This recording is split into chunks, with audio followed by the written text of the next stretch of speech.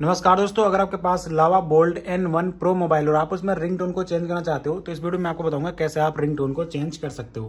तो चलिए वीडियो को स्टार्ट करते हैं। तो रिंगटोन को सेट करने के लिए सबसे पहले आपको फोन की सेटिंग में आना है और जैसे आप फोन की सेटिंग में आते हो तो इस तरीके से देखने को मिल जाएगा। तो यहाँ पे ऑप्शन दिखाई देगा, देखिए साउंड एंड वाइब्रेशन, इस पर क्लिक करना है। उसके बाद आपके पास इस तरीके से आएगा, नीचे की तरफ आना है। यहाँ पे ऑप्शन मिलेगा फोन रिंगटोन सिम 1, तो सिम 1 और सिम 2 का 2 ऑप्शन दिखाई देगा। तो जिस भी सिम की आपको रिंगटोन को चेंज करना है उस पर क्लिक करना है और यहाँ पे आपके सामने इस तरीके से बहुत सारी रिंगटोन्स आ जाएंगी। इनमें से जो भी आपको पसंद आती है उसको आप सेलेक्ट कर दीजिए।